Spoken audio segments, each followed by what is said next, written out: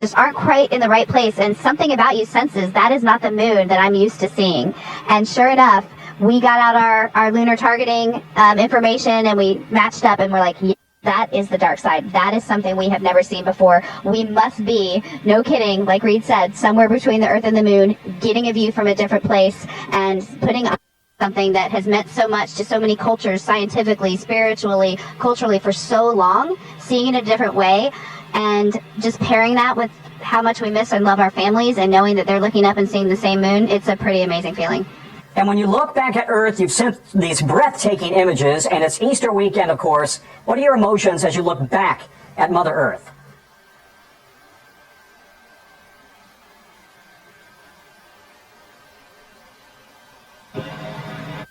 Before I list off a couple emotions, there's been a lot of disbelief up here. Just the fact that what we're seeing, where we are, it's hard to wrap your mind around. Like, I mean that sincerely. It really bends your mind.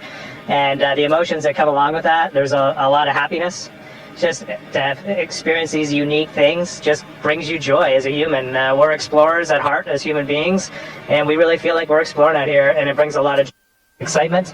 And then, you know, right away you are humbled. The fact that 4 of us get to be out here just brings you to your knees. The thought that we get this experience, we're doing our best to show it with the camera, but you can't do it. I know those photos are amazing, but let me assure you, it is another level of amazing up here, and there's a lot of gratitude for the teams of people that made this possible. And then the final emotion is hope for humanity's future, that we can do this right now means we could do so much more. You guys are a long way from home. You may not realize you've become superstars, rock stars, while you've been gone. And I'm wondering, you've been able to talk to your families. How are they doing with you so far from home?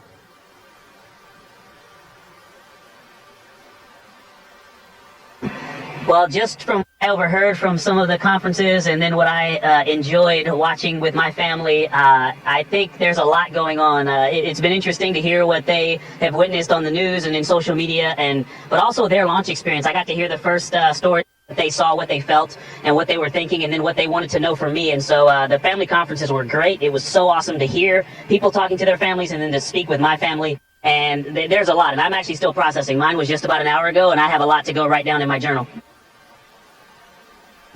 And I just want to tag on, I have my family conference right before Victor, so we had ours today. Christine and Jeremy had theirs yesterday, and I was just so jealous of them yesterday. I was so happy for them, but I was so jealous. And then this morning when my 2 daughters came on, and it was just the 3 of us talking, it was surreal. Just, we're up here, we're so far away, and for a moment, I was reunited with my little family, and it was just the greatest moment of my entire life. I'm just curious, you guys, you have all been dreaming of this moment for so long. Can you sleep in space when you are finally at this moment that you've been so excited about and working for so long?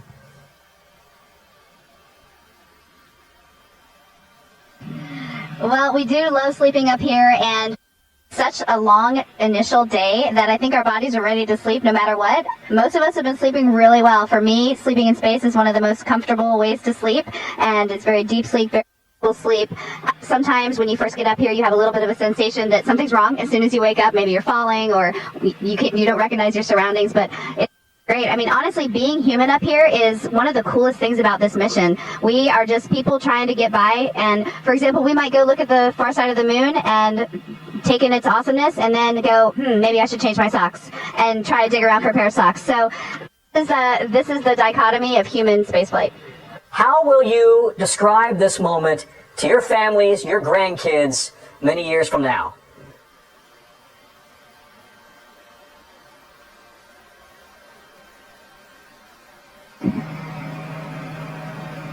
You kind of left me speechless with that. I think, you know, it is weird when you're the 4 humans doing this. We're not doing this for reasons. Jeremy's answer was great. Like, if we can unite the world, that's awesome. But we were just the lucky 4 that got to be on this mission. We were in the right place at the right time with our international team, and we're up here doing this. I don't think any of us have really thought about legacy or any of that sort of thing. I do think it would be really neat someday if I can sit around with my grandkids, or maybe Ike's grandkids, or Christina's, or Jeremy's, or, you know, somebody somewhere, and tell stories of these times up here, because some of them are going to be unbelievable. There's beauty, but there's human elements too, and I just think it'd be fun to share in this human adventure. The key part of human exploration is the human, and coming back and sharing the story, and we're going to try our hardest with every single person on planet Earth. So listen, Al Roker is awfully upset that he couldn't be here. Any messages to Al Roker and the Today Show family? They are watching every moment of this.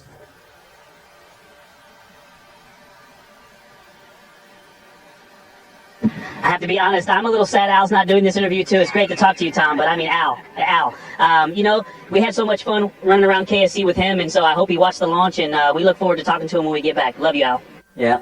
He was with me the whole time. You all look great. We're wishing you a great trip, and we want to see great photographs from the far side of the moon. Thank you, Integrity.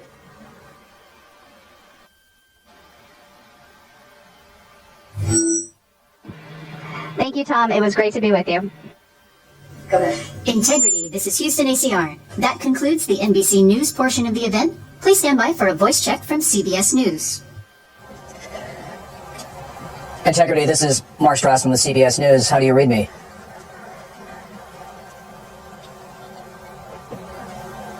Mark, we have you loud and clear here in Integrity, 155,000 nautical miles away from Earth. How do we sound? You sound fantastic. Congratulations on all your success so far, and thank you for the amazing images that you sent back from space. My first question, I hope a couple of you will take a stab at. I mean, so many people on Earth are living this moment through your experiences. So on a personal level, since leaving Earth's orbit, what have you been most struck by, and what has been the biggest surprise?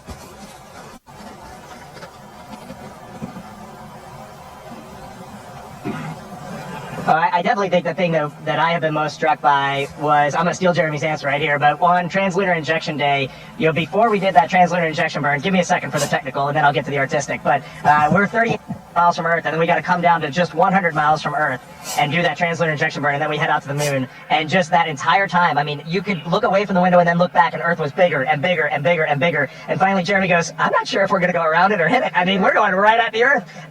That translunar injection burn, we were just 100 miles up. That's not anywhere near the height of the International Space Station. We were under the International Space Station. They were just screaming right above the clouds, and that burn went off. And then just moments later, we look back, and we're already 30,000 miles from Earth heading to the moon. Like, blew us all away.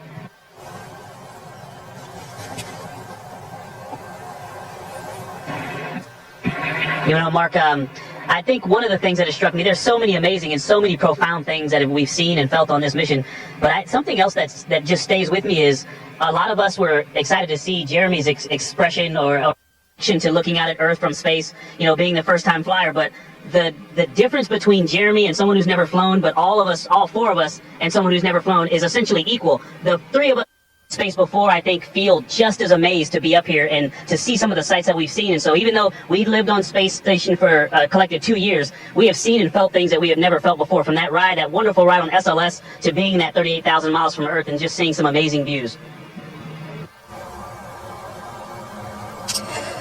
I think we've all been on a trip where we wish we had packed differently. Now that you're pushing deeper into space, is there something you left behind that you wish you had brought with you?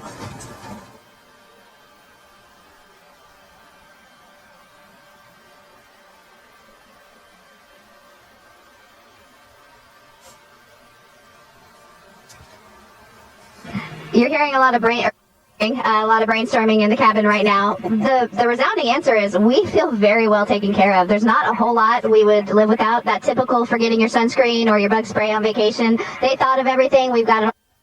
My initial response was my family. I would love to have them up here, but then I might actually never come home. And yeah, I really can't think of much. The other joke was we think we had a radiation hit on one of our computers and took it down. So maybe we would have packed a spare computer. Other than that, we're just so well taken care of. In fact, so well taken care of that sometimes we forget. You can easily just get your presence here in the cabin and forget exactly where we are. I want to ask a question for all the young people watching. Take Kruger Middle School in San Antonio. They are studying the science and the engineering of the moonshot, along with what it takes to be an astronaut. What is your message to all the kids watching and fascinated?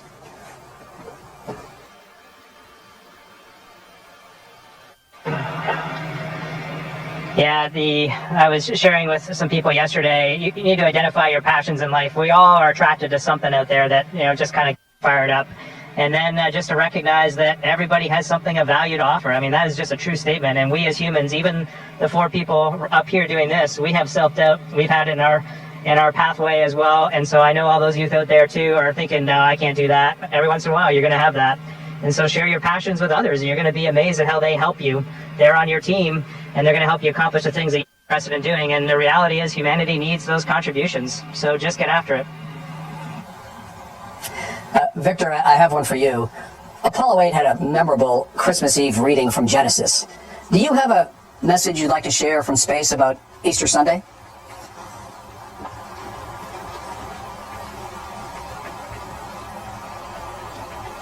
You know, I don't have anything prepared.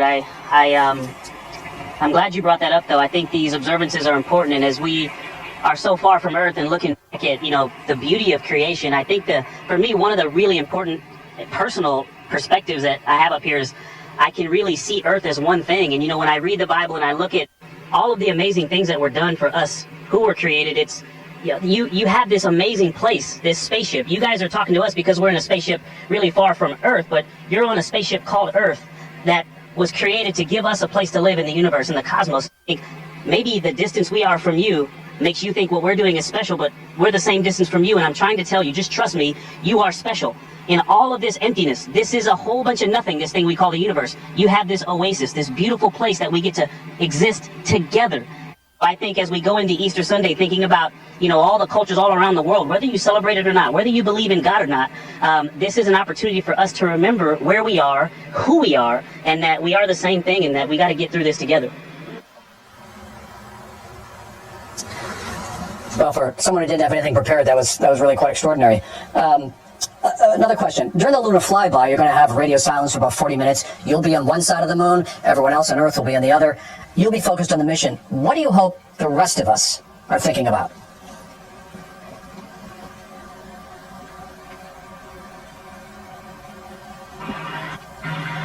I also haven't had anything prepared for that question, but I think things that come to mind for me are thinking about togetherness. When people talk about that Apollo 11 first moon landing, there's the two that landed on the moon, and then there's the one Michael Collins stayed in orbit, and he did orbits around the far side of the moon alone with those losses of signal.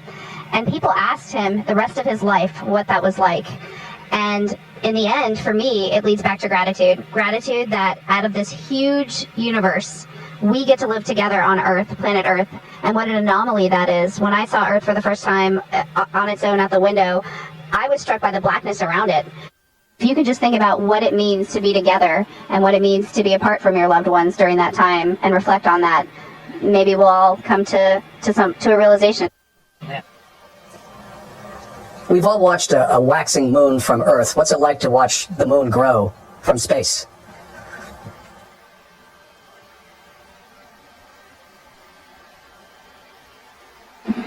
Well, before I get to the moon, something that I've just been really taken by is the waxing and waning Earth from our different perspectives.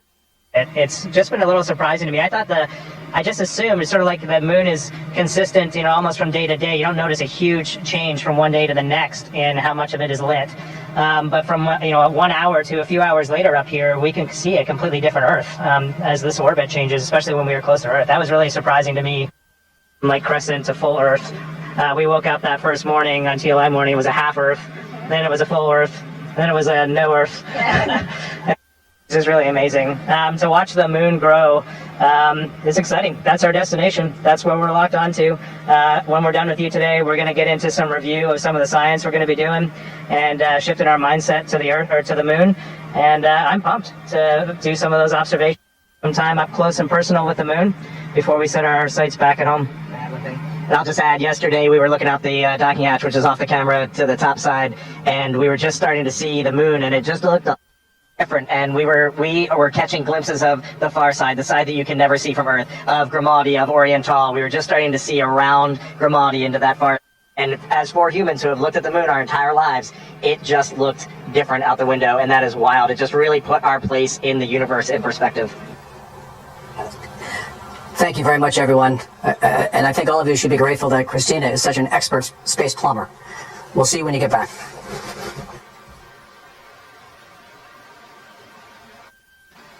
We are. Thank you, Mark. It was great talking to you, and we are grateful. Take care. Integrity. This is Houston ACR. Thank you. That concludes our event. Thank you to all participants. Integrity, we are now resuming operational audio communications.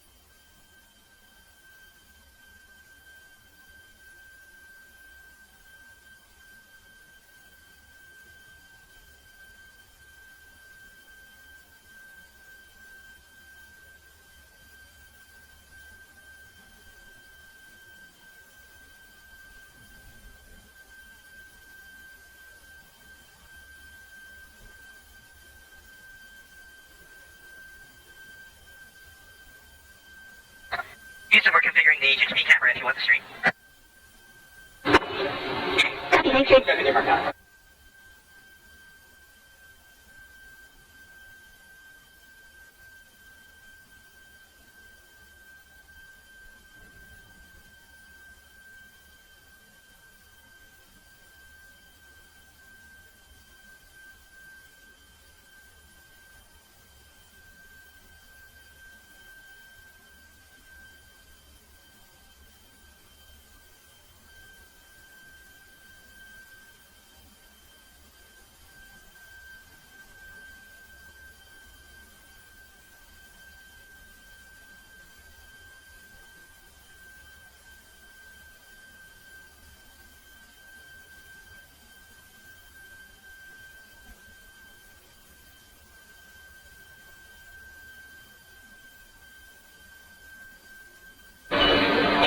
Integrity Houston for a PCD conferencing clarification.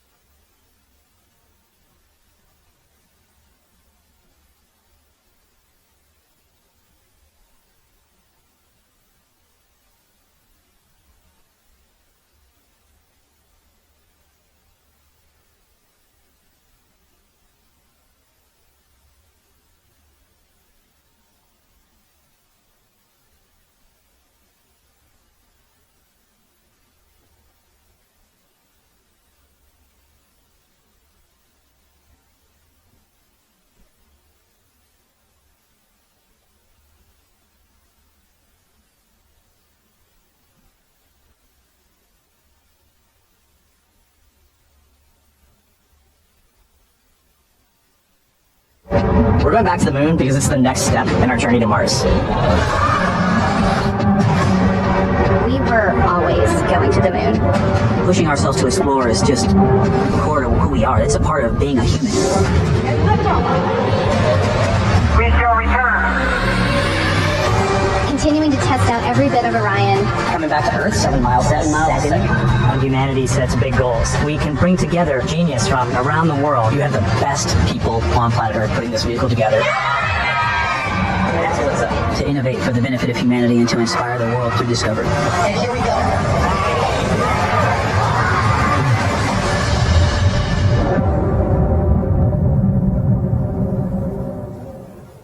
Good afternoon and welcome to NASA's Johnson Space Center in Houston, Texas. I'm Sandra Jones and we are here today to discuss the Artemis II mission and the ongoing historic first ever crewed flight test of the Orion spacecraft.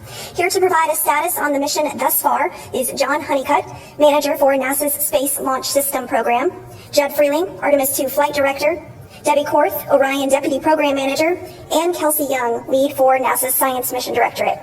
We'll start with some brief opening remarks from each of our briefers before we jump into questions here in the room as well as on our phone bridge.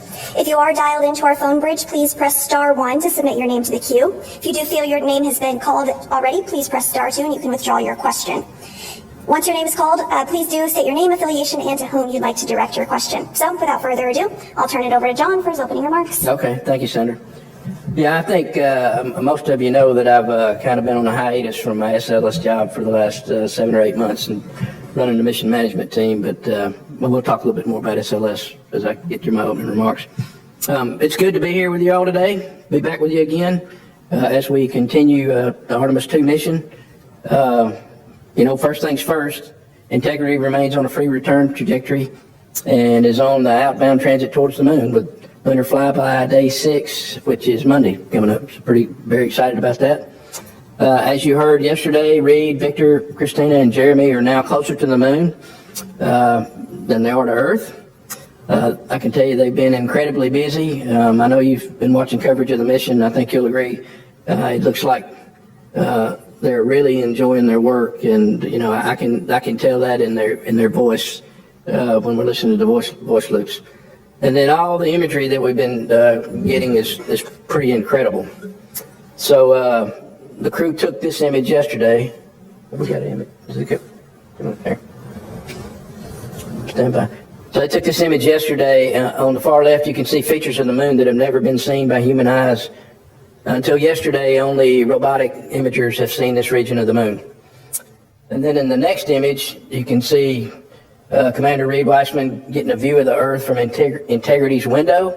That's quite a bit different than what he saw from the International Space Station. That's absolutely beautiful. From a mission management team perspective, we continue to meet daily to discuss status and get updates from the flight operations team, Orion, consider mission risk throughout all those conversations. We get an update on payload utilization and then discuss any anomalies and any necessary actions. Currently, coming out of the meeting today, we're working through a couple of items that you're going to hear more from Judd and Debbie. They can discuss those. None of those were any increase in mission risk or impacts to the mission. The team has not asked the MMT to take on any additional risk so far. As part of today's meeting, we did get an outbrief from the SLS team. Judd said a couple of days ago that it looked like things went perfectly through launch, and the data certainly bears that out for SLS. The bottom line is the SLS rocket performance was, again, just like Artemis I, in fact, a little bit better right down the middle, and our insertion accuracy was within less than 1%. I've talked off and on relative to things that are important to me throughout the mission, primarily with entry interface, right? Because that's the big one that gets us home and gets the crew boots back on Earth. But it certainly it doesn't go without mentioning that the first step in that is getting the rocket ready, and then the next step is having SLS deliver the spacecraft to the point in space where it needs to be.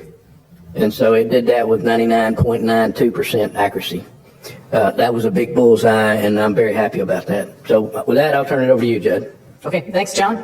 Let's see, on the back half of Cruise Day yesterday, they performed a CPR demo just to figure out where would be a good spot in Integrity to do CPR if they needed to do that. They had a public affairs outbrief. We also did a test of the search, acquire, and track mode of the Orion communication system. So that's if Orion for some reason loses its pointing knowledge, then it can go acquire communication with Earth on its own. Crew did check out of their med kits. They did some also an Nat Geo event there. They also had we also did a DSN emergency comm test again to test out the ranging on the emergency comm system to make sure that was all working. Everything went well. Jeremy also had another CSA public affairs conference, planned medical conference. During the night, we tried to vent the wastewater tank that's attached to the toilet. We had problems with that due to suspected blockage, we think probably due to ice. So we directed the crew overnight to use their collapsible contingency urine devices, just like they did on flight day 1. Let's see, this morning we had our normal planning conferences. We also had the private family conferences and also the private psychological conferences that were planned. Additionally, we did we're going to do another test of the PWD and take videos of that just so we can get that data to the engineering teams.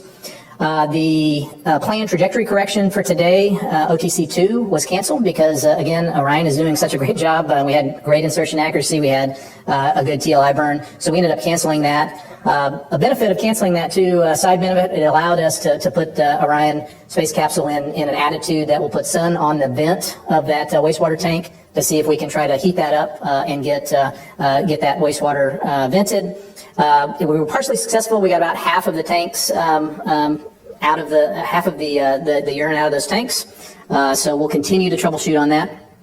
Later today, we'll do the manually piloting demo part 2, which will test out the 6 degree of freedom versus the 3 degree of freedom modes of the capsule, so we can get detailed information of how those behave. We'll also, the crew will videotape the exercise device so we can get engineering data on how that exercise device is working.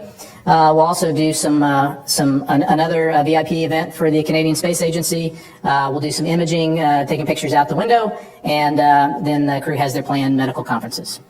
That's all I have, and I'll hand it over to Debbie, and she'll talk about the Orion systems.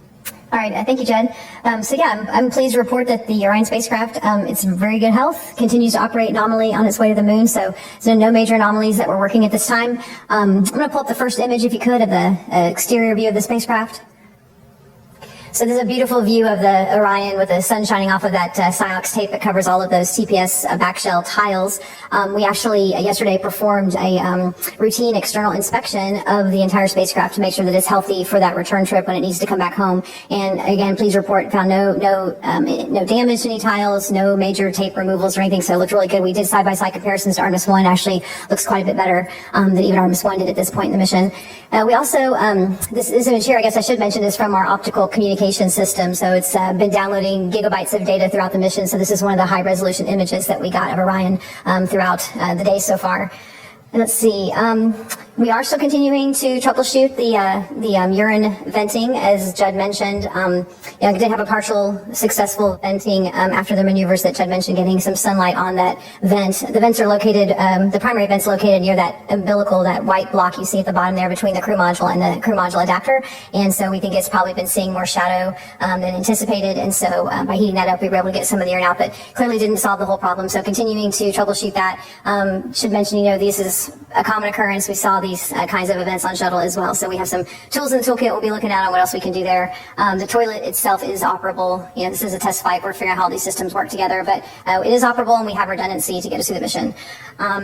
Let's see. I guess we'll go to the next photograph. This is actually inside the spacecraft. It's maybe a little dark to see. We had the crew members turn the lights off or down low so they can actually take some really great images out of the windows. So I'm not sure if you can see it, but I think Jeremy may be taking some photographs out the window and Christina's back there working on the PC on her laptop computer.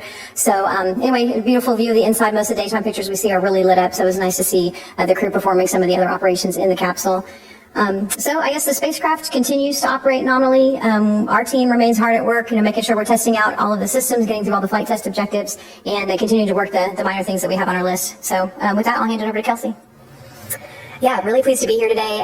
We're now 2 days away from the lunar flyby, which was planned for Monday. So as we just heard earlier, the moon is now closer to the crew than the Earth is. So we're really gearing up to support the flyby. April 1st was an exciting day to launch because we have some really exciting observations planned for the day that the crew will actually fly by the moon. I actually have a visual video to show you guys of, in just 1 minute, the entire several-hour flyby. So if you could pull that up, that'd be great. When they start the flyby, they'll be able to see big chunks of the near side. That's the side that we can look up at night when they're observing the moon, and be able to see that near side as well. As they get closer, they'll start to focus on that near side, far side transition. Again, the far side is the side of the moon that always faces away from our own planet. So as they get closer, they'll be able to see features that human eyes have never before seen. Earlier, Oriental was mentioned. This was a really exciting scientific destination. They got eyes on it yesterday from pretty far away. They'll have an opportunity during the flyby to spend a lot of time checking it out. You see Earthset, that where Earth disappeared behind the far side of the moon, and you're about to see it pop out the other side, of course, in Earthrise. And then a really interesting opportunity we have for Monday's flyby is we will actually, from the vantage point of integrity, the sun will pass behind the moon from their perspective, creating a solar eclipse. And from a perspective that is very, very unique to this mission, it will be a roughly 53-minute eclipse, and then they'll see sunrise where the sun pops out the other side of the moon. There's a lot of science objectives baked into what the crew are going to be doing during the flyby. Those science objectives were developed by our lunar science team. I think we can go to a video of where the lunar science team is currently stationed in Building 30 across campus here in the science evaluation room. We developed a set of 10 lunar science objectives that were based on our lunar science and planetary science driving questions in lunar and planetary science. And as a result, we developed a targeting plan for the crew to follow on Monday. They're actually reviewing that plan today. They all have about an hour book kept on their timelines to review the plan for Monday. And we're looking forward to hearing their observations and ultimately, of course, seeing the photos that they downlink. The crew has spent many, many months training in a variety of different environments to make these really scientifically impactful observations. And so we're really excited as we're getting closer to the moon for all this really wonderful lunar science that we're going to be able to do for us. I'm excited to hear your questions. Okay, great. So now we'll open it up for questions here in the room. We'll start here in the front row with Marcia.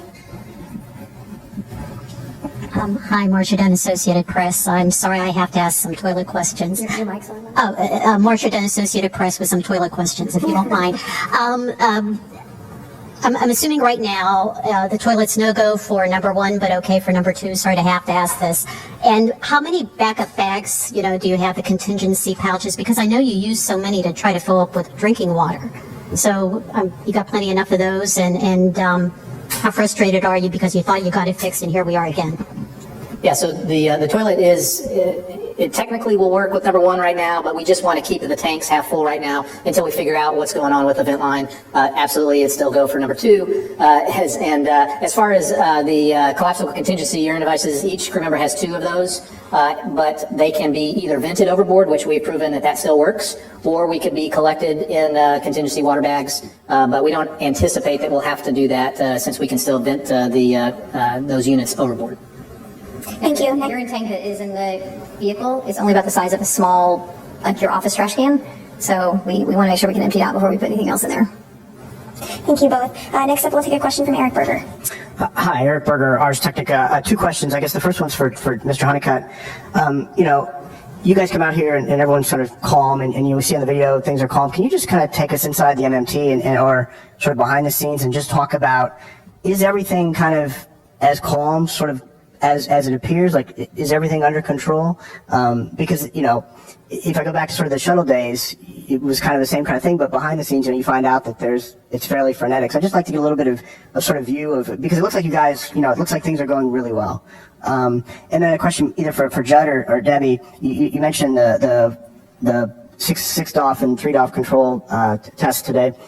For Artemis 3, Artemis 4, a nominal mission, how much of the flying on those missions will be manual versus do you anticipate it being almost all automated unless there's some kind of contingency necessary? Thank you. Yeah, so, I've been accused of not worrying or getting excited about things and kind of even keel, and I see that in the rest of the team in the meetings every day. Now, we spent a great deal of time training, and the training team gave us some really hard things to work throughout training. And So I think it's a tribute to the amount we trained about and how good the teams are working together.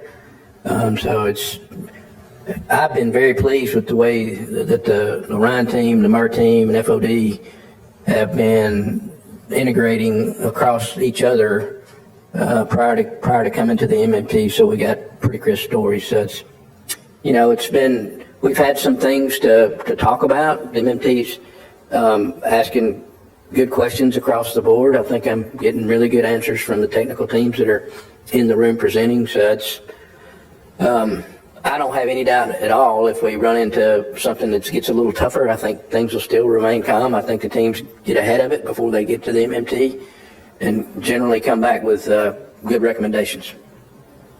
As for your second question about manual versus automatic control on future missions, anticipation is that most of the time the crew will be using automatic mode, but whenever we're trying to rendezvous with a target vehicle, that's the time that we would be using a manual mode so that we have that, visual cues to closing rates and things like that so that we can, rendezvous there. So I don't know, Debbie, if you want to expand on that. No, I think that's pretty much covers it. I mean, I think part of the demo is really seeing how the handling qualities might degrade if you ended up in a 3-DOF situation versus 6-DOF, and we plan to fly in 6-DOF. So this is all about, like I said, a test flight, figuring out how this vehicle handles. And I think this manually piloting demo, we've got part of it coming up, and then there's another part later in the mission to just really understand how it works if they do have to take over manual control in any kind of situation. Thank you. Next up, Joey Roulette. Thanks. Joey Roulette with Reuters. I just wanted to quickly follow up on that question for Debbie. You said no major anomalies on this mission. Is there anything that you guys are tracking that are not typically major, I guess, but that were off phenomenal? I'm also curious to hear, what everyone thinks about the internet's fixation on the toilet issue. The internet, they love space toilets for some reason. I'm just curious to hear, your guys' perspective on that and how you perceive that. Thanks. Yeah, I mean, I think space toilets and bathrooms is something everybody can really understand. And we're flying it for the first time. Apollo didn't have that kind of technology in the vehicle, so it's always a challenge. They still have challenges on space station with toilets. It's just a very complicated thing to accomplish. So some of the things we're seeing where we're not totally unexpected. The icing events is things we've seen before. So I think we've got ways to work through that. We just got to figure out how we can, point the vehicle the way we need to. There's other constraints of pointing the vehicle for power generation and thermal protection of the vehicle. So how do all these things work together? And you can only test that once you get the vehicle up in space for the first time. So no issues there. Other small things that I just mentioned. I mean, there are a lot of little things we're working every day. I wouldn't say anything major. The crew did detect a kind of a smell coming from the UWMS or the hygiene bay area, but not a biological smell, something. So we're trying to figure out what could that possibly be.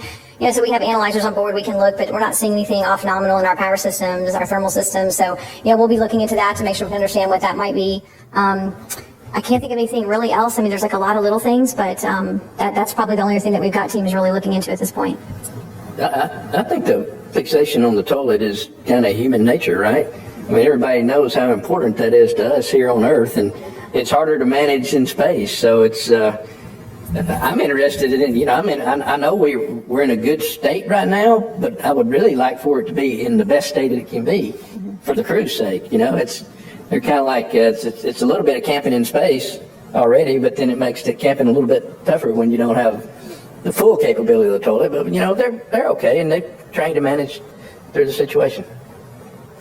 We'll continue down the row with Irene. Irene Klotz with Aviation Week. Regarding the demonstrations on the proximity operations, rendezvous, and eventual docking with HLS, what's the current thinking when HLS is flying, whether Orion or HLS would be the active vehicle, which active, which passive? And then I had a separate question about Orion, considering this being the first flight of a crewed vehicle, compared to the other systems, there haven't been that many, a handful maybe. How would you compare this performance on the first flight with some of the previous Dragon, Starliner, maybe even Shuttle going back? Thanks. So I'll take the first part. Whichever vehicle the crew's in will be the active vehicle. If Orion is rendezvousing with HLS, for instance, Orion would be the active vehicle. And then when they would come back from the moon, then HLS would be the active vehicle rendezvousing with Orion.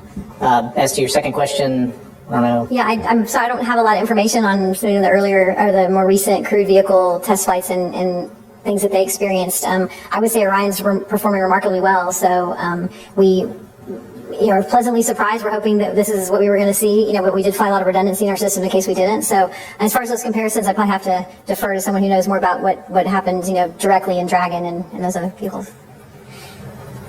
Okay, our next question's here in the front. Hi, Philip Sloss. One question for Judd. are you going to plan on doing an OTC3 burn, or is it possible to delete that as well? And then for Dr. Young, just to clarify, the eclipse, the 53-minute long eclipses, where is that in that 3-hour flyby window? Thank you. So currently, OTC, the outbound trajectory correction number 3, we do plan to do that based on our current numbers. So, and we'll do that with the SM reaction control system. And the eclipse, so the fly-by-day profile will look like a roughly 5-hour period where the crew is observing the moon. Like in the video you guys saw, they'll see the illuminated surface of the moon. And then a short time after Earthrise, we will kind of have a break in lunar viewing attitude where they'll be doing some other tasks before then pivoting back to look at the eclipse. So the 53-minute eclipse is roughly, an hour after Earthrise at the end of the flyby window. Thank you. Next up, Jackie.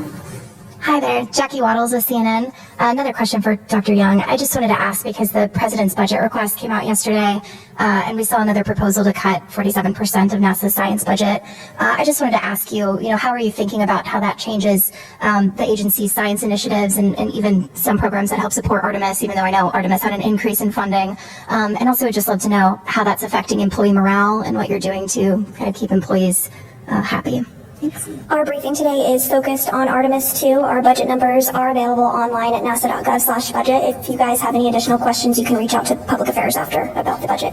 Thanks. Let's go to another question in the second row. Yes. Thank you. Tarek Malik with Space.com for Dr. Young.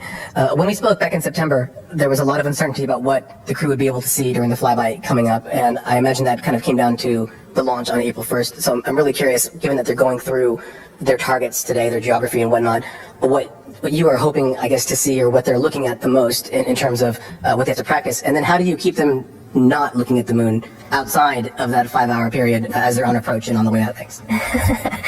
Relatable question. Absolutely. So it was a really interesting challenge, and we did speak back in September about how to scope the flyby, given that, what targets will be visible to them are entirely dependent on when exactly they arrive at the moon, right? At any given moment in time, 180 degrees of the moon is illuminated and 180 degrees is not. And so what we did was we actually built a list of targets or features on the lunar surface for the entire 360 degrees of the moon, because we knew that once they launched and we realized when they'd get there, we'd be able to narrow down what was visible and from there prioritize based on our science objectives. And so as we were getting closer to this April launch window, we were building out that target list of how we would prioritize, launching throughout the April launch window. And then ultimately, of course, we launched on April 1st. So actually yesterday, the science evaluation room, the room that was showed earlier on screen, you can bring it up now again if you'd like, they were working to basically finalize that list of lunar targets that will ultimately go up to the crew and be executed on Monday. So what the crew are studying today is like the 80% solution. It's a study guide. And then tonight, the final targeting plan will get uplinked to them, and they will review that prior to the flyby on Monday. And so we really, in that way, are able to maximize the science that we're getting out of the flyby by waiting until we know exactly when we're going to get there and maximizing the science out of that specific illumination profile that are presented to us. So I'll say that, the last part of your question about kind of where has the most effort gone into, I'd say we had done a lot of planning for months on the targets of interest on the illuminated lunar surface. The eclipse, we really started to focus on in the last few weeks. And so we put a lot of effort into fleshing out those prompts, because ultimately the crew, to execute this plan, will be looking at their lunar targeting plan on their crew tablets and executing target by target by target based around prompts that the science team provides to them. So we put a lot of effort in the last several weeks into eclipse planning, in addition to continuing to flesh out the lunar targets in their own right. We are going to take a few questions from our phone bridge next. If you are on the phone and you have a question, reminder to please press *1 to get into the queue. We'll start with Nell Greenfield-Boyce with NPR. For taking my question, this is another science-related question. You talked about maximizing the science. Could you talk about, actually the science questions that you want to address, for example, with the eclipse? I'm not clear. Have people seen an eclipse like this before? And if not, what will the astronauts be able to contribute that would tell you something about, the sun? What are the actual science questions? And similarly, with the lunar targets, I guess, people on the street might feel like, well, don't we have a lot of pictures of the moon and orbiters and things like that? What are the actual questions? What is being maximized in terms of what you'll be able to know based on what the astronauts are doing? Thank you. Oh, I'm so glad somebody asked me about science objectives. Absolutely. We have, like I said, 10 lunar and planetary and solar system science questions for the mission that ultimately feed our targeting plan. So I'm going to take your question in two halves. The first part of your question was eclipse focused.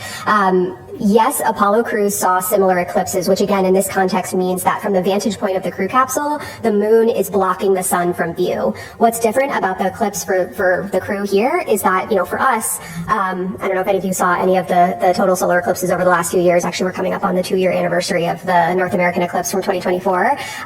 What's unique about viewing eclipses from the Earth's surface is that from our vantage point, the moon and the sun in the sky appear approximately the same size. And that's why you can see that beautiful ring of fire when the moon moves, takes center stage in front of the sun.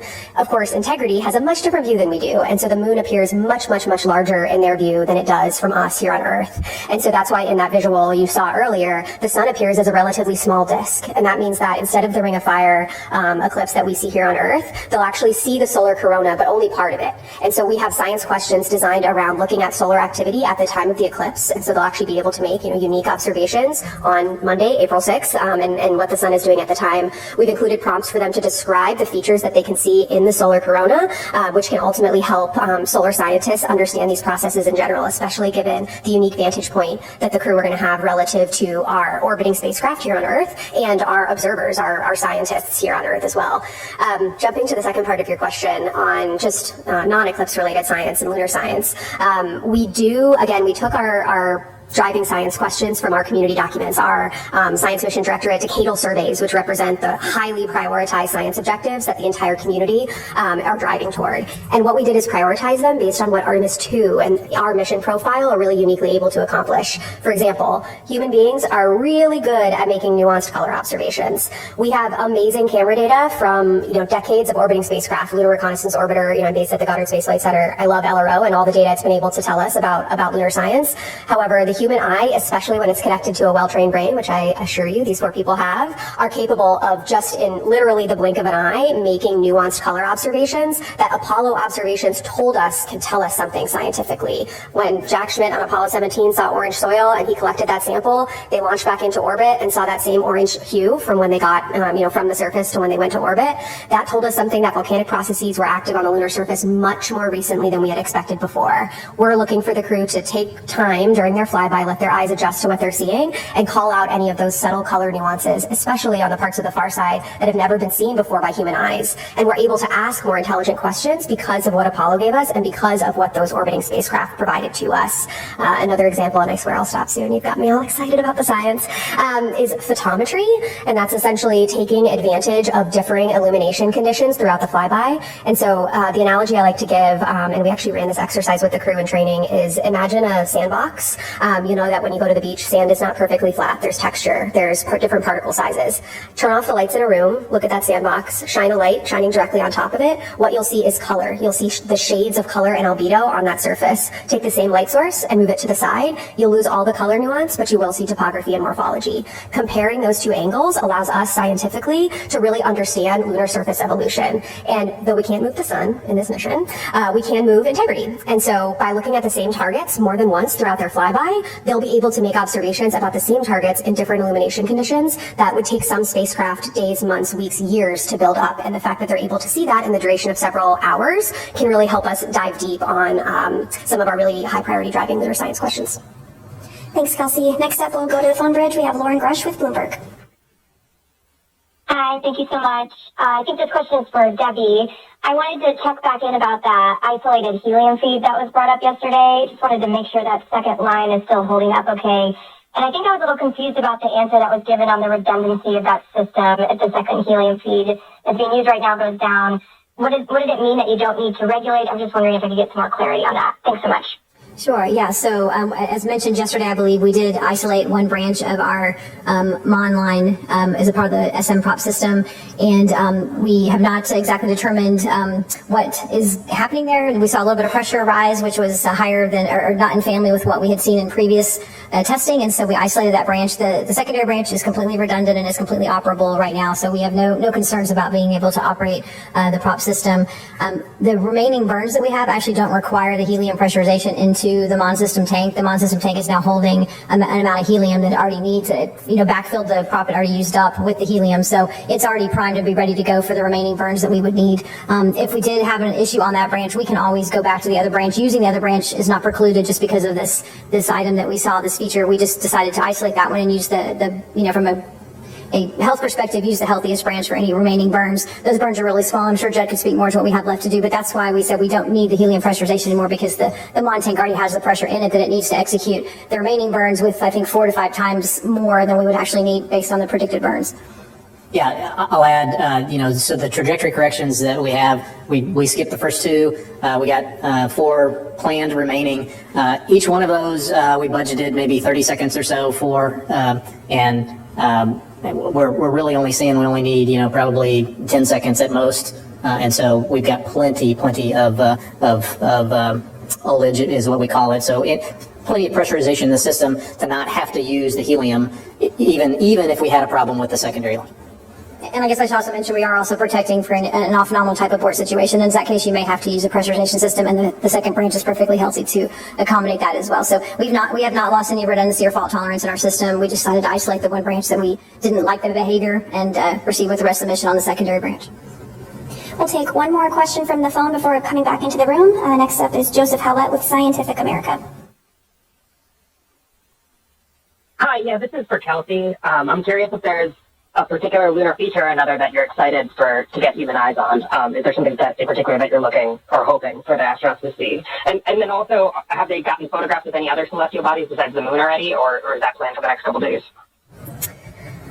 Yes. If you ask, 100 lunar scientists what their favorite features are, I'm sure you get 100 different answers. I think I'll maybe cheat and give a couple.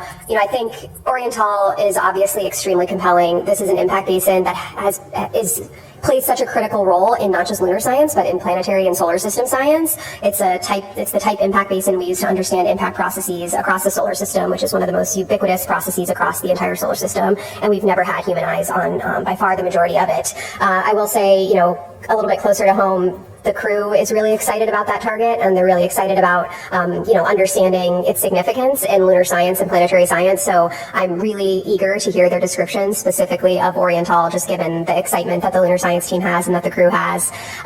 We also, when we were training the crew, we gave them a Big 15 lunar geography challenge. So we gave them 15 features across the entire surface of the moon that at any given time, no matter when they launched and what the illumination was, they'd be able to see at least 5 of them at the time. And so if you can, know these 15 features, you will always be able to orient yourself on the moon.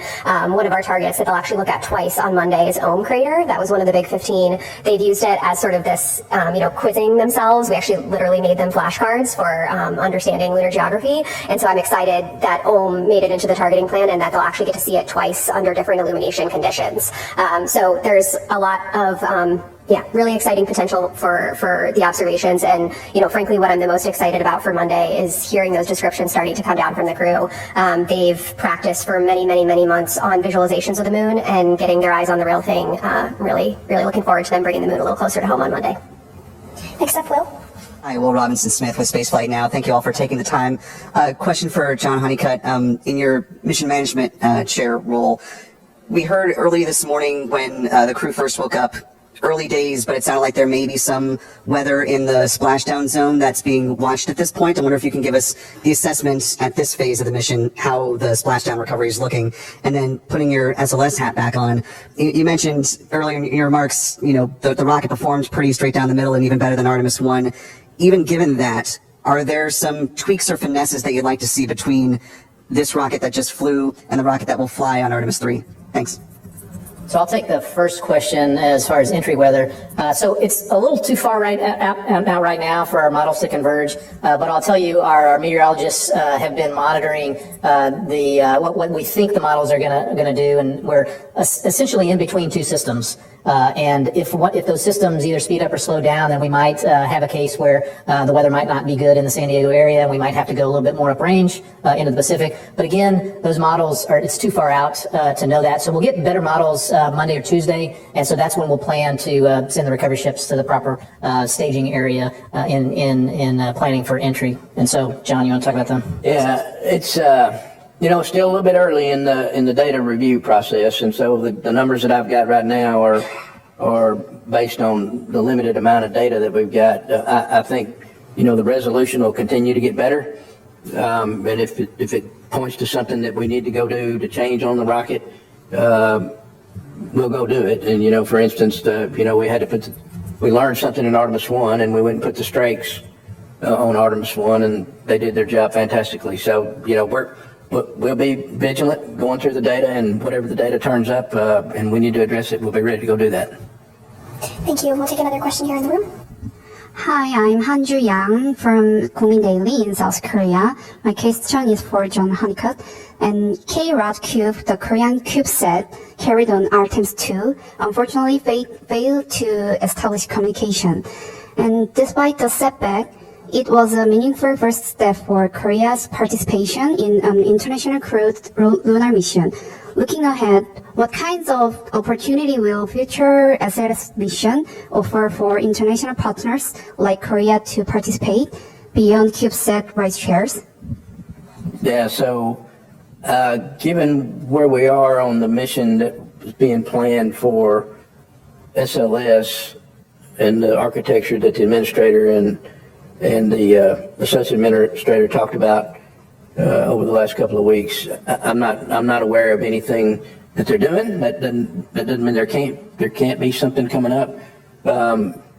I would just say that the capability, if called upon, especially in the configuration that we're in for Artemis II, if it's needed, I think it'd be ready. Next up, another question in the room. Hi, Alejandro Turnbull from Space Scout. Over the course of today, we've heard that Christina might have had a little bit of issues with her computer, her personal computer, and just wondering if any of you could speak to what those issues were and what you're doing about them, and then also how you're going to take those learnings from that, as well as Reed's viral issue with his email from the early part of the mission, and apply those to future Artemis missions and personal computers on future missions. Yes, so Christina's portable computing device, it failed. I mean, it's computer failure, so it's not usable anymore. But we still have three, that Reed, Victor, and Jeremy have, and so she's able to swap out and use, borrow their computers for any uses that she may have. As far as the email issues, again, that's just because we're not connected to the internet or to a sync all the time. We have to do manual syncs, and sometimes those files get corrupted. So I wouldn't say it's a real big issue. We got it corrected, and so it's not unlike issues that we see on the International Space Station. Sometimes we have to do some IT support, and I would say that's just nominal. We understand how to work those and carrying those forward. Another question here in the room. Hi, Katrina Miller from the New York Times. This question is for Kelsey. Can you clarify that there are parts of the moon that have never been seen by human eyes that will be seen by the Artemis II crew? And then I'm also curious if you have any words to share on the cultural importance of seeing the far side of the moon with human eyes. The reason there are parts of the far side that have never before been seen by human eyes are that it's because that when Apollo missions launched, they prioritized launching into windows where the near side was illuminated, because that's of course where the Apollo missions landed. And so for when Apollo astronauts were orbiting the moon, the far side they of course orbited over the far side, but it was not illuminated at the time when they were in orbit.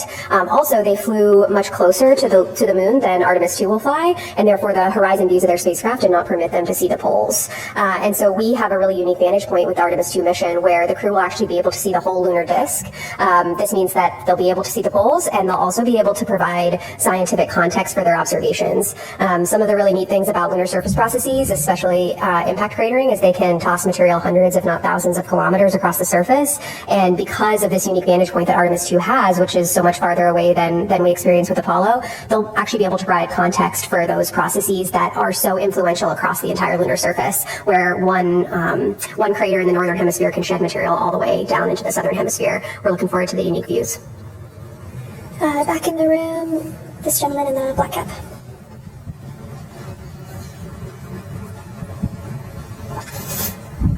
Thanks.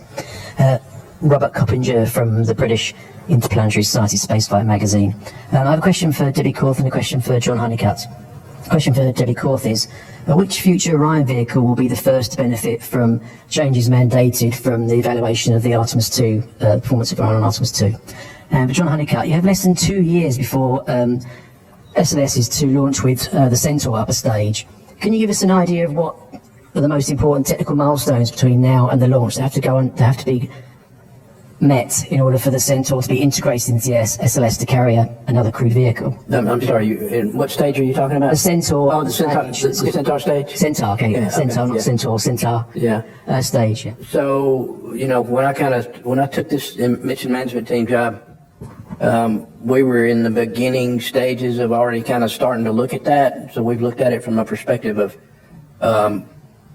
what kind of adapter we would use for it. Right now we use the launch vehicle stage adapter to adapt to the ICPS, which is basically the old Delta stage, right? So we've done some work and some studies, and the team has, and I really don't know what they've done over the last 6 months. I know they made some progress, but I just don't have an update on it. But I think the primary thing for us would be, building a new adapter to be able to integrate that stage, and then making sure that we get it integrated well with the launch, with the mobile launch platform and the tower, which early on indications say that's not going to be a problem. I think on your question was what spacecraft will be first to benefit from what we learn off Artemis II. And I think it probably depends on what we learn. I mean, we anticipate we'll learn things that will feed into Artemis 3. So we have Artemis 3, 4, and 5 spacecrafts all in various stages of production at our factory at the Kennedy Space Center. So we are within the first, shortly after mission getting the data back, within 60 days, have the flight test report that we can look at and say, what did we learn, and start seeing where we can feed it in. So, depending on if it's something super critical, we'll force it into 3. If it's something that we, it's a nice to have or a tweak, that we could wait till 4 or 5. So I think it really depends on what we learn and where we'll actually feed that in first. We're going to hop back over to the phone bridge with Micah Maidenberg in the Wall Street Journal. Thank you. A question for Chelsea Young. I think you touched on this a bit, but could you just elaborate a little bit more on how the crew is trained to describe what they're seeing on the lunar surface? How do you get everyone to provide the best possible descriptions of what's in front of them, given the science objections? I mean, are they learning specific vocab or trained to really dial into specific features on the lunar surface? Thanks so much. You guys are asking me all my favorite questions today. We train the crew in a few different ways. First and foremost, in the classroom. So I want to make it known that, astronauts have to sit in the classroom and do homework as well, even ones that are going to the moon. So we sit in the classroom with them. We teach them about our science objectives. We try to really keep it hands-on and have them, integrate a lot of description practice, a lot of, we get their hands on rocks, even though this crew isn't going to the surface. It's important to understand what the material looks like that they're going to be describing. We also take them out in the field. We took all 4 prime and 2 backup crew to the Icelandic Highlands, and we, had them practice descriptions there as well. Really what we're trying to do is, of course, just build their toolkit, right? I mean, we're not trying to train them on the ground for a specific flyby because we don't know exactly what moon is going to be presented to them when they get there. So what we're trying to do is, turn them into field scientists. They're parts of the lunar science team in our eyes. They're the field scientists, the explorers, doing the scientific exploration, and we want to prepare them to be able to do that. And so, really critical for our team and the crew has been getting them also in the mission simulations with, the rest of the flight control team, where we actually show them, renderings, visualizations of different flyby conditions and have them actually practice giving them descriptions. Then our lunar science team will go back, listen to those descriptions, and provide feedback. I can tell you that, just having this crew describe visuals of the moon, visuals of the lunar surface, will give you goosebumps. And so they are absolutely prepared not just to give really scientifically compelling descriptions, but also to bring that experience verbally to us watching here on Earth. And so, yes, we started small with the vocab, but by the time they launched, this crew,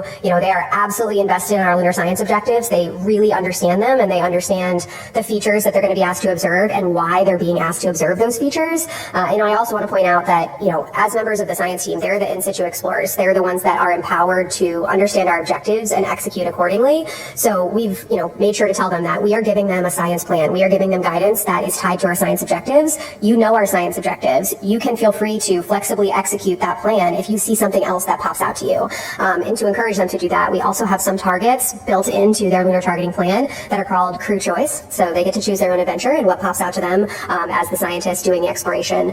And the last thing I'll say is that, the crew morning after the flyby, we'll actually have a crew conference with them specifically focused on science. And to us, that is not a debrief, that is active data collection. The same way field scientists in the field, they take notes, they describe what they see, they have to sync together before they head back to the lab and forget everything, the nuanced observations from when they were actually doing the data collection in the field. So we are really looking forward to that crew conference where we can ask them follow-ups, we can have a synthesis discussions on what they saw across the entirety of the flyby.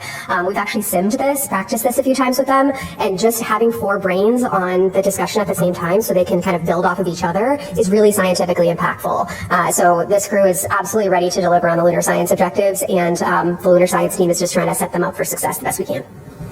Our next question on the phone bridge is from Leo Enright with Irish Television.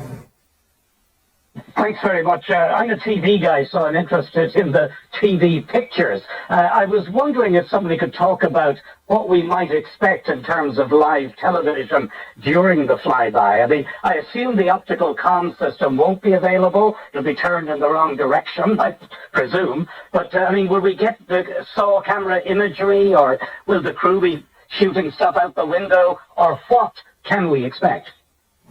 Yeah, I think I'll be back tomorrow to talk about the details of the flyby itself. But the quick answer is that yes to all of those things. So we will be getting SAW camera video streaming during the flyby, except of course the loss of signal when they go behind the moon. We will also be hearing from them several times an hour verbally on what they're seeing out the window. So really looking forward to hearing those descriptions in real time. They'll be recording the rest on board, but we'll hear a few times an hour from all of the crew members on what they're experiencing. And for parts of the flyby, we'll actually be able to go on board with them with that camera you guys have been seeing over the last couple days. I will say that most of the lights will be off inside the cabin because that's how we get good imagery of the moon, but we will be able to kind of take that ride along with them. And yes, they will be taking pictures. They'll actually be using 3 Nikon cameras, 2 D5s and 1 Z9, each equipped with a different zoom lens to capture, varying features. We pick the lens that's best for the objective. So you'll be seeing a lot on Monday, real time, and tomorrow I think I'm on tap to explain a little bit more about how the crew are structuring themselves during the flyby and a little bit more about what we're going to be seeing. And I would add that the optical comm is only really available during crew sleep period, so don't expect the high-res video, but you will have, as Kelsey mentioned, the SAW cameras through our nominal low-rate video. And we're looking forward to take advantage of that optical comm to get down some great photos overnight. All right, we'll go to another question here in the room. Jerry Rothwell from Lightbox. You mentioned you were tracking the burning odor that Jeremy Hansen mentioned this morning. I wondered if you could say a bit about what the possible causes of that were and whether they're a concern. Yeah, you put the dusty heater smell. Is that what you're referencing? Yeah. So that was the smell I referenced. That we had some report of a smell that we don't understand where it's coming from. So we did actually look at our power data, our heater data. Nothing looks anomalous. We have an anomaly gas analyzer that we can use to check the constituents of the air. Nothing's showing up. So we don't know exactly yet. We're still troubleshooting where that might be coming from. The teams are looking at some data we had on the ground where that same similar type smell had been reported, and think it might be more mechanical in nature, some tapes and some other materials that might be off-gassing, but really early in that investigation, so don't think there's any hazardous condition. Those gas analyzers have come back with everything fine. So just trying to figure out what could possibly cause them. So the teams now are looking at some ground testing we can do with some of these materials to see if it really is what we think it might be. Also sending up an additional questionnaire to the crew to get a little more details on what they smelled and when and how that correlates with other activities that were going on at the time, see if we can have any correlation between other events and that smell that they noticed. So we're still in the middle of investigating. Another question here in the room. Hi, Dan Linehan with the Naval Postgraduate School of the U.S. Navy, and I have a couple questions about flight testing. And I guess in orbit they did a spacecraft flight test, and they're about ready to do another one tonight, like you mentioned. And Reed and Victor are both naval aviators and test pilots, and maybe you can explain a little bit, why they were chosen for this mission, their expertise and what qualifies them to fly this first mission, and a little bit about the envelope expansion that they'll be doing. So yeah, as to the reason why they were chosen, exactly because they were test pilots, right? And so that is a key aspect of understanding a new vehicle is the handling characteristics, and so they speak that language. Yeah, I guess in terms of expanding the envelope, it'll be the first time we're actually flying the spacecraft. And so, during the RPOD demo that was earlier in the mission, we got great verbal feedback from Victor on every step of that demonstration, and understanding is the vehicle responding the same way the simulators do that we're doing on the ground? Is it, the same kind of response time and feel of the vehicle, so we can improve the simulators if we need to better match the vehicle and make changes there. So getting that verbal feedback from him on how it's performing and how that matches our expectations and our models and our simulations is what we'll use to see if we can expand the envelope at all. And we are going to head over to the phone bridge to Robert Perlman with collectspace.com. Hi, for Dr. Young. I know the far side is the prime focus, but you said in watching the visualization that they would have some time with the lit near side. Are any of the Apollo sites going to be in view as they start that flyby? I can come back with that tomorrow. I think they might be right at the beginning, a couple of them, but I will confirm that and come back to this group tomorrow. And yes, they will see a significant chunk of the near side, including some features that are visible to all of us if we go out and look at the moon at night, especially with binoculars, but even some of the features they'll be looking at, binoculars not necessary, you'll be able to go out and connect with them in that way. And we will take one last question here in the room. Hi, JJ Love with Tech Talk Media. Thanks so much for taking my question. This is for everyone, and just a quick one. 50 years from now, what do you hope people will say this mission made possible? I would hope that people would say that this made possible a continued presence on the moon, that we are now living and working on a regular basis on the moon in 50 years. Yeah, I guess Judd stole my answer. So, absolutely. I mean, this is the first step, and that's all of our hope and dream. I think everyone that's sitting at this table is that this is really going to lead to having that permanent presence and get people living and working on the moon. It won't be such an anomaly that we'll have people, flying around there doing the great science. Yeah, I have to dive into the science for a second. I think I'm glad you picked the time horizon that you did of 50 years, right? Because think about, where Apollo was 50 years ago, and scientifically how far we've come in that period of time, understanding not just the moon and the solar system, but our own planet. We didn't really understand plate tectonics at the time when these missions flew 50 years ago, right? And so Apollo played such a big role in helping us understand not just the moon, but our own planet as well. One thing that Christina says a lot that I just get, happy feelings every time she says it, because it's one of my favorite fun facts about the moon, is that the moon is a witness plate for the whole solar system and for our own planet. What the moon has experienced, we have experienced. They're basically in our backyard. But here on Earth, we have plate tectonics and oceans and vegetation that has obscured big chunks of the history of our planet. It is preserved on the moon. It is waiting for us on the moon. That period of our planet's history that we can no longer get here, even if we go to the deepest parts of the ocean, is there on the moon. And Apollo samples really helped us unlock that discovery, especially in the near side equatorial regions where they landed. The South Pole, the far side, very different geologically, geographically, and chronologically from where we visited with Apollo. And just thinking about the scientific discovery that those missions unlocked over 50 years ago, my hope is that we are sitting here 50 years from now, and not only have we made those scientific advancements, but just like in Apollo, this next generation of explorers and scientists are inspired to contribute. I'm sure people across NASA would say that the Apollo missions got them here to this agency working on this mission today, and I am just so optimistic for what this is going to do for the next generation and for the kids watching at home and the kids 50 years from now who are looking up at that sustained presence. This mission's just the first step. Yeah, so I'm sitting there, I've had the pleasure of listening to these answers and thinking a little bit, but we've seen a lot of things throughout our history, especially here in the United States and probably even across the world, but I'm focusing on what we've done spaceflight in the U.S., right? And there's been a lot of technology development that's kind of spawned off of the things that NASA did when we've taken on these hard missions. And so, 50 years from now, I would hope they would say, boy, are we glad that they went back to the moon and they stayed. Thank you, and thank you all for joining us for today's briefing. We have set up a frequently asked questions page if you do have a question that perhaps wasn't answered today, but we will be joining you again tomorrow for another mission status briefing beginning at 5:30 p.m. Central, and we do hope we'll see you there. But for now, that'll do it for us here. Thanks so much.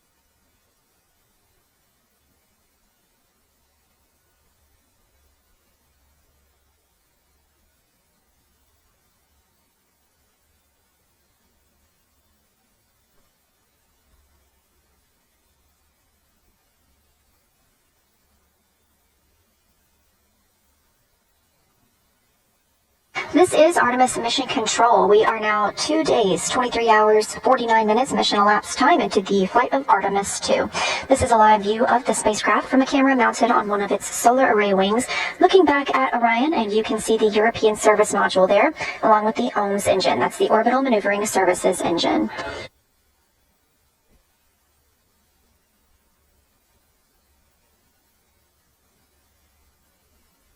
Now, you're not hearing Orion to Earth at the moment. The Orion crew is discussing the crew contingency urinals that they've been using in lieu of the waste management system with the team here on the ground.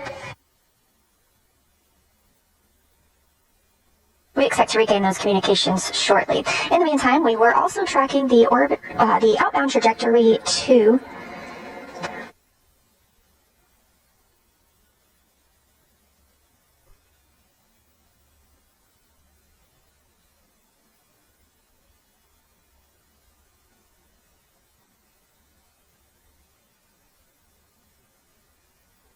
We were tracking the outbound trajectory correction burn today. That was canceled, as well as the outbound trajectory correction burn yesterday. These were deemed unnecessary as the translunar injection burn put us on a great trajectory to fly around the moon and splash down on flight day 10.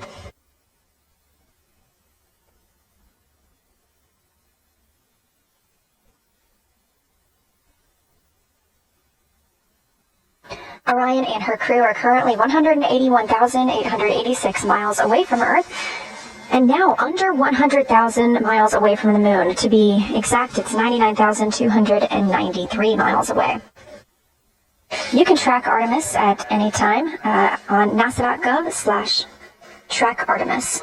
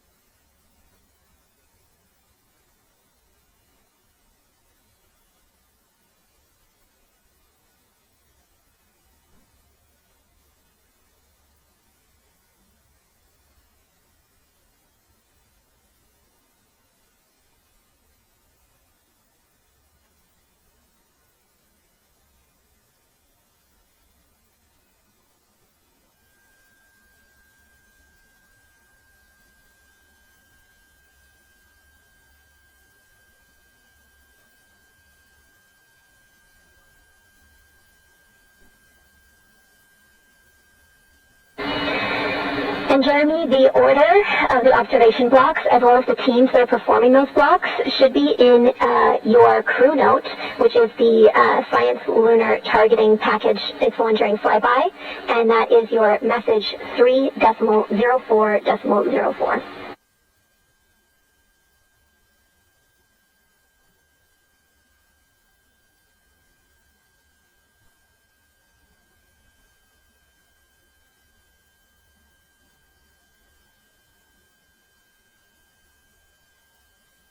While we were in our daily briefing. Yeah, we see that there. Let us have a look at it. That should answer it all. Thank you. You're always a step ahead. Thanks, Jeremy.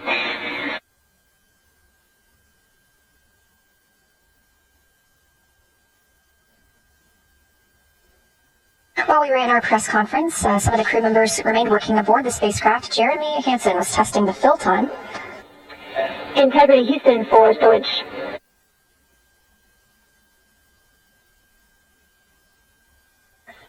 Go ahead.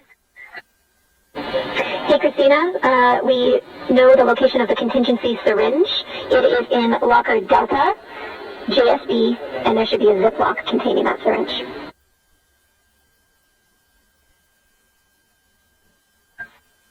Hey, did you say a bag number?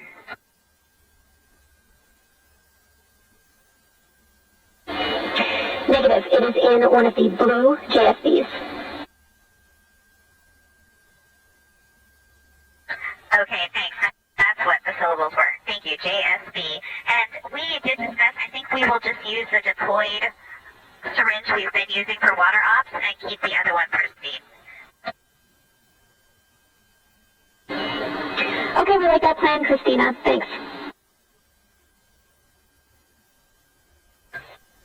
Thank you.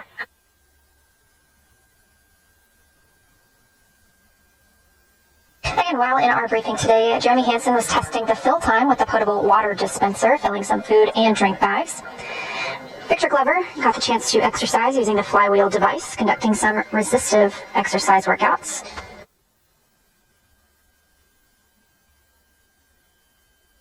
At this time, Commander Reed Wiseman and Mission Specialist Jeremy Hansen have moved into the Lunar Flyby Planning Review. So they are taking a chance to look at their lunar targeting package and at some of the targets that they'll be expected to photograph and describe during flyby on Flight Day 6.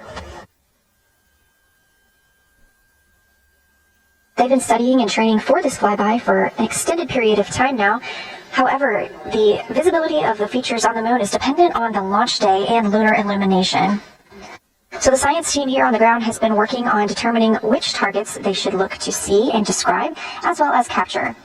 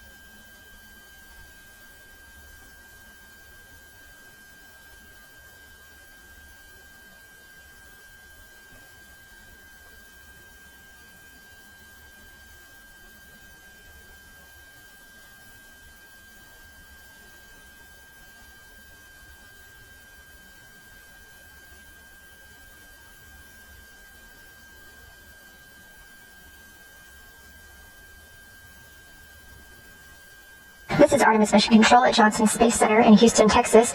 We have now reached exactly 3 days since the launch of Orion.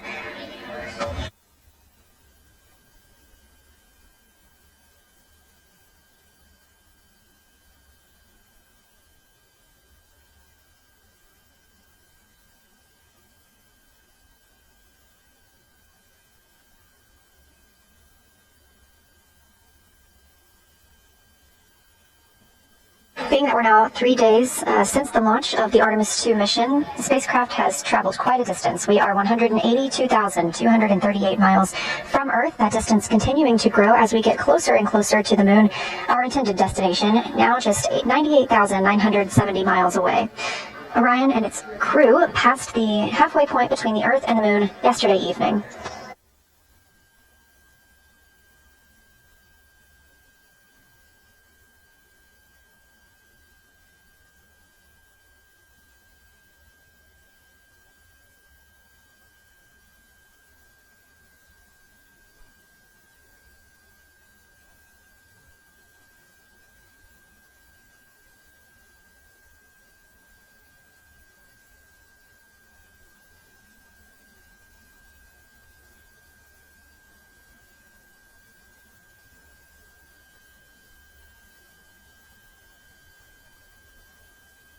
Houston integrity for AGA. Go ahead for AGA.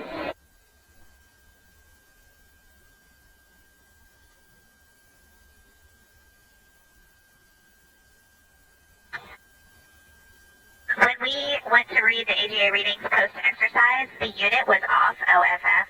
We think maybe that was due to a low battery. I just powered it on to watch the bit happen real time, but I do think we are going to be changing the batteries.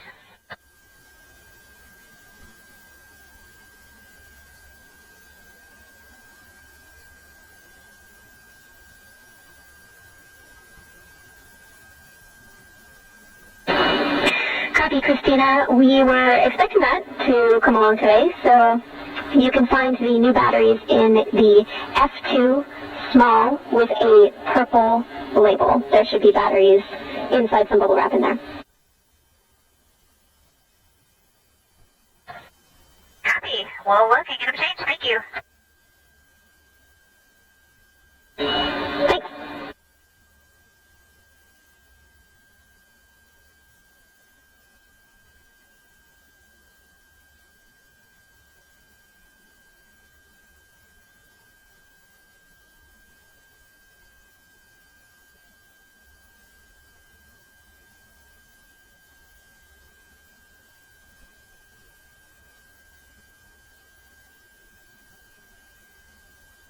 That call coming to the Artemis Mission Control Team here in Houston from Christina Cook, NASA astronaut and mission specialist for the Artemis II mission.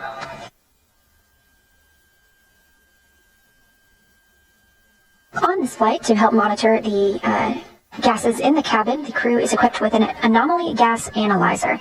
And because Victor Glover just completed exercise, they were expecting to conduct an anomaly gas analyzer reading. They do so before and after those exercise portions. As you heard, Christina Cook mentioned that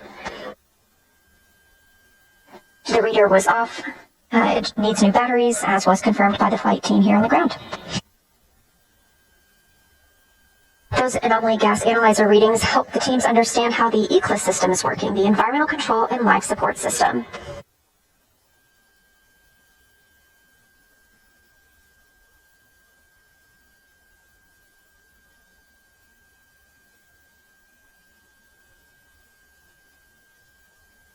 We have a few other timeline events for today. Of course, the timeline has shifted some, being that we are not performing the outbound trajectory to burn, as it was deemed not needed by the mission control team. During today's daily planning conference, we heard the team call up to Christina about the cognitive assessment test. This is a simple reaction time test that can be used to provide an objective measure of fatigue. That's something she'll be able to do on her portable computing device. We are also looking forward to having the crew framed in the windows of Orion while one of the solar arrays is pointed toward the cabin and gets a picture of the crew and their spacecraft. Additionally, today we have the manual piloting demonstration. We saw some manual piloting aboard Orion just a few days ago when NASA astronaut Victor Glover commanded the spacecraft to maneuver around the interim cryogenic propulsion stage. This is the first time anyone has manually flown Orion, and he was testing its capabilities ahead of future missions to help us understand how the spacecraft flies ahead of missions in which we'll need to dock to a lunar lander. Other crew members will get that chance today, performing attitude maneuvers to compare 6 degrees of freedom and 3 degrees of freedom attitude control.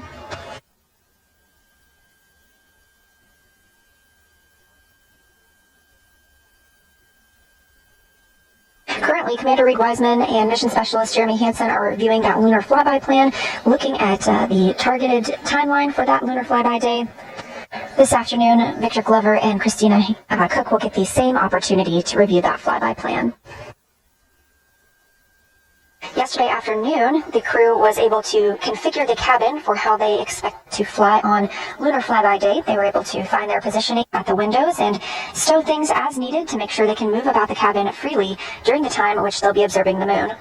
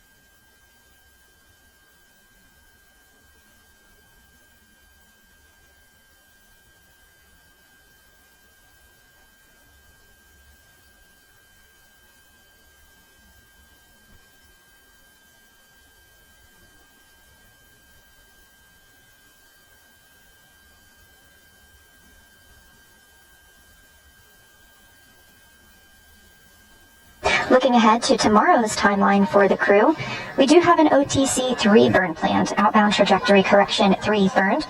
Of course, we have waved off the first 2 of these. We do anticipate using that OTC-3 burn tomorrow just to further refine the trajectory of the spacecraft around the moon.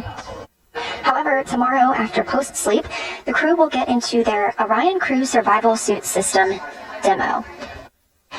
You probably recall seeing them launch in these crew survival suits. These are the orange suits that they launched in and will splash down in. They'll use this demo to test out how these suits would work in a survival situation if necessary.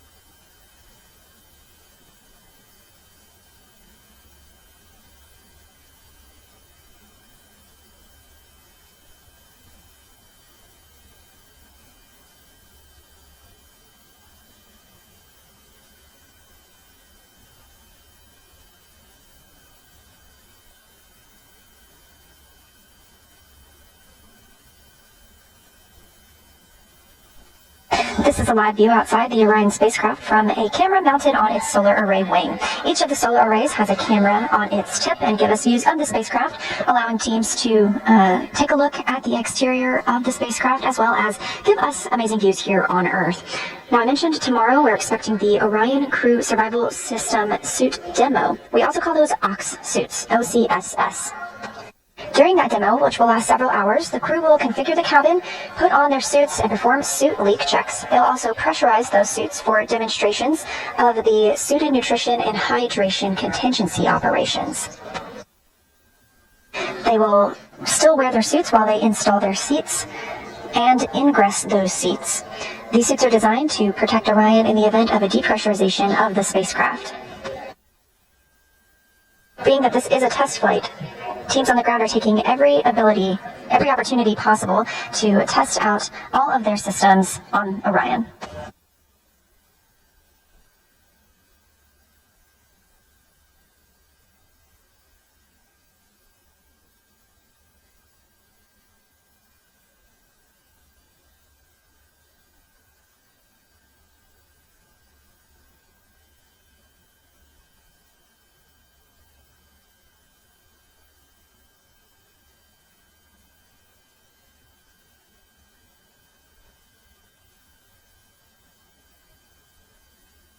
Oxsuit demo is the main event for the crew tomorrow, aside from that OTC-3 burn in the evening. The Oxsuit demo is scheduled to start just after 1 p.m. Central Time. All 4 crew members will be conducting that simultaneously.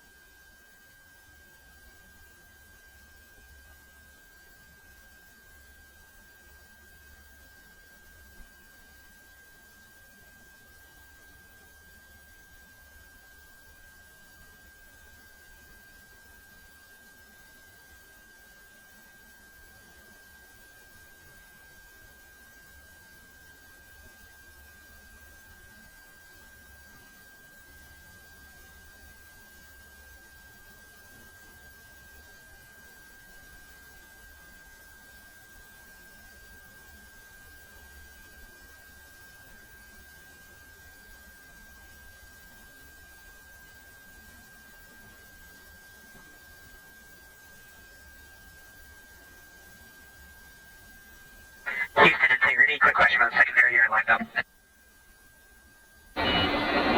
Go ahead. Agent, we just want to make sure that unless we hear from you, we are always go to do a secondary line dump, correct?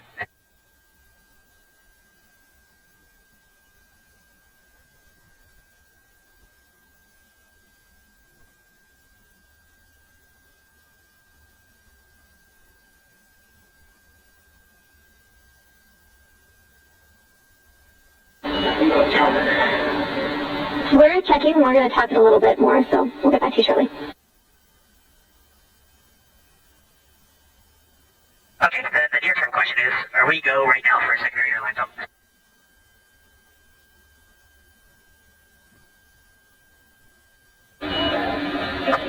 Yes, ma'am. You're go right now for a secondary limb jump.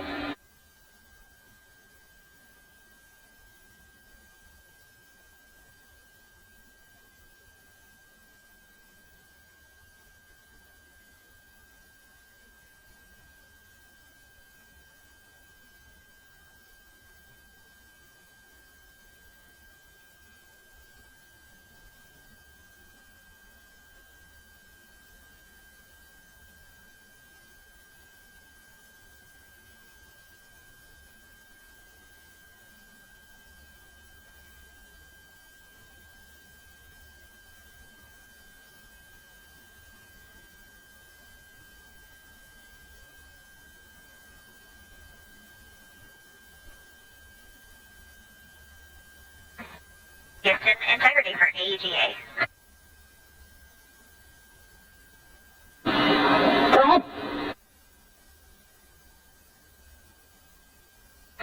Yes, ma'am. New batteries are in. I got the message we have greater than 10 hours.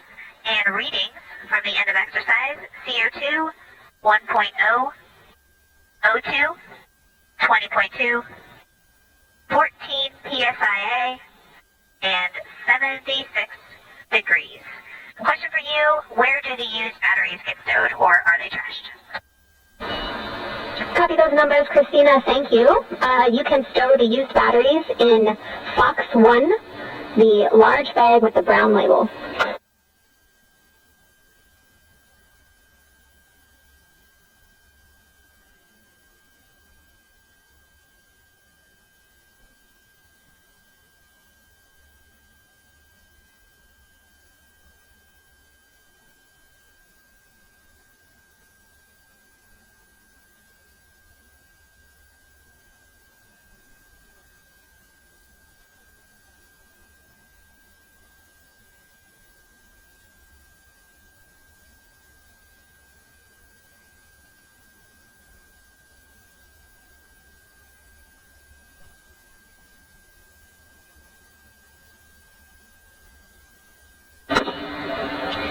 Integrity Houston, we would like to confirm that exercise is finished.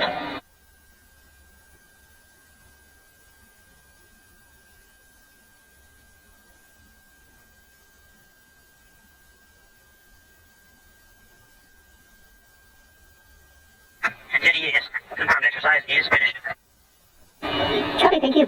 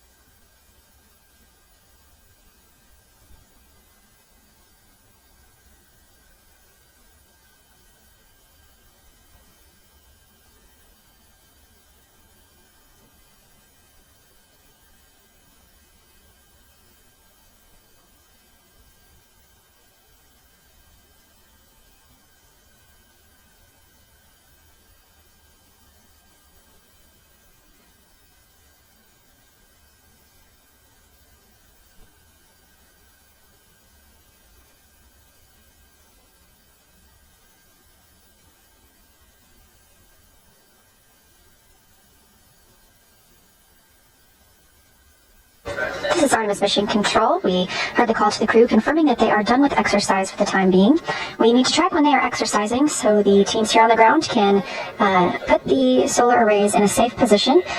Any exercise happening inside the cabin does impart some movement onto the rest of Orion. We've been able to see that a few times throughout the mission when we have exterior views. And so confirming that they are done with exercise means that the team can maneuver those solar arrays back into their sun track position.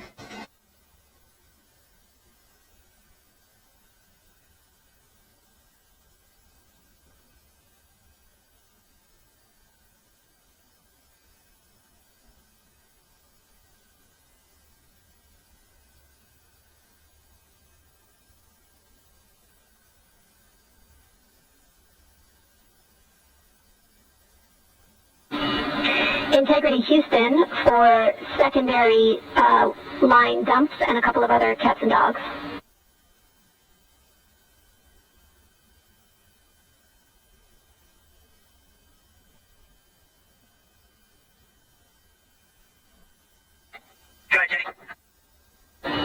Alright, Reed, we talked about it down here, and we are going to give you a go for the rest of the day for secondary line dumps and look at what we can do to extending that further.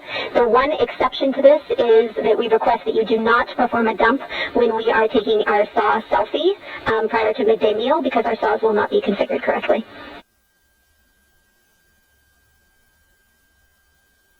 Okay, sounds good. Just tell us when we need to hold on secondary line dumps. Thanks. Affirm, we will remind you. In addition, I wanted to let you know that we have a burn plan update for you. So in slots 7 and 8, we have one new abort option. You should see titled Abort Flight Day 5-2, and then the same name plus RTC last.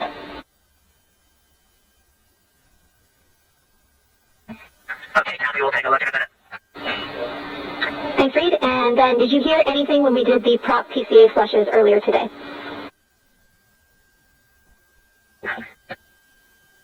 Again, we did not hear anything in the vehicle.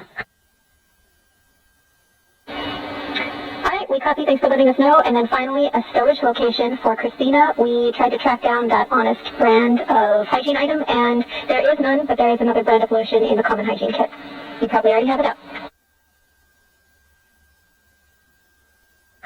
Okay, thank you for that. And confirm you got good HHP streaming.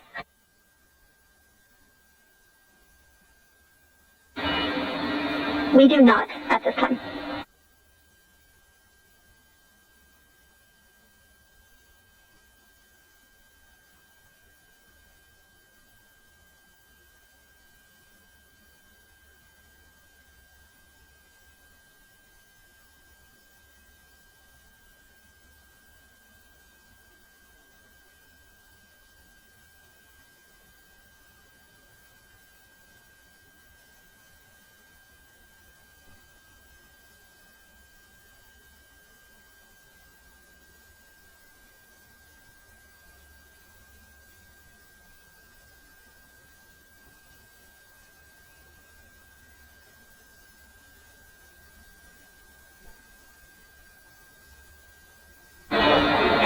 Integrity, we are on board with good streaming. Thank you.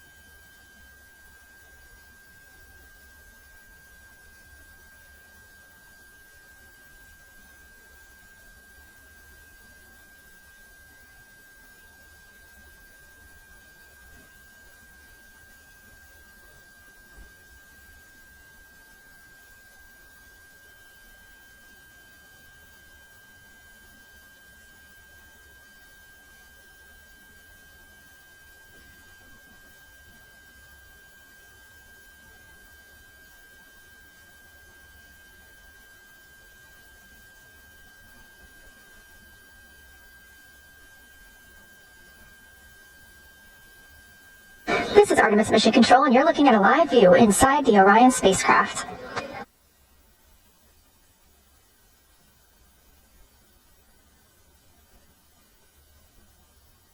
You heard some communications between the crew aboard Orion and the ground teams here in Mission Control. You probably heard Capcom Jenny Gibbons call out the new burn plans. There are always burns uploaded to the crew aboard Orion. These are just in case, essentially. She mentioned a couple of abort burn options. We are not targeting any abort at this time, but if we were to get into that situation, they have already uplinked those plans to the crew. This is done throughout the mission as Orion's status and distance from Earth changes.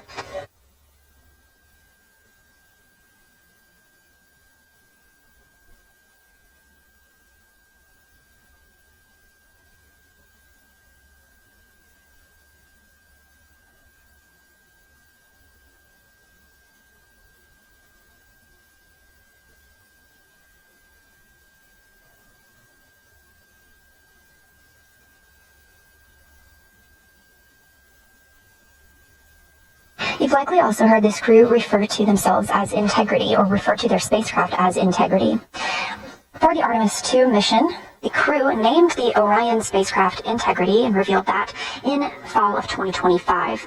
They shared that it embodies the foundation of trust, respect, candor, and humility across the crew and the many engineers, technicians, scientists, planners, and dreamers required for mission access. So when you hear teams here in Mission Control Houston calling the crew and referring to them as Integrity, that's exactly why.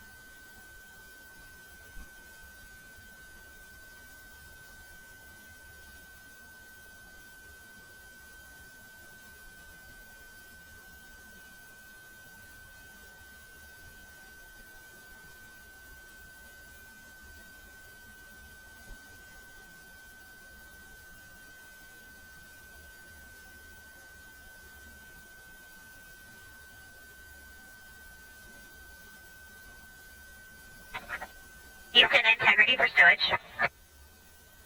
Go ahead. Yes, ma'am. Both of the JSBs from lockers D and E are temp stowed in the, or deployed rather, in the egress net. Copy, thank you.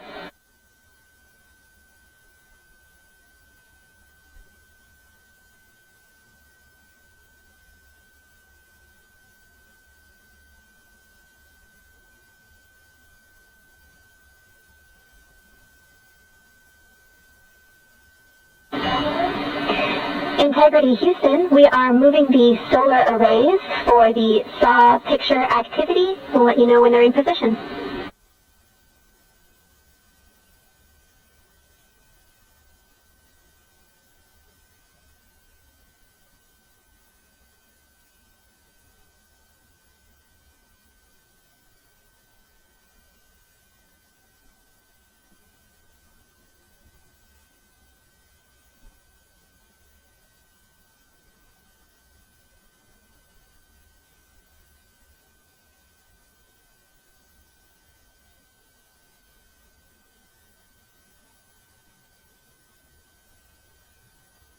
As we have this view inside the Orion spacecraft, on the left is Canadian Space Agency astronaut Jeremy Hansen, and in the center of your screen, NASA astronaut Christina Cook.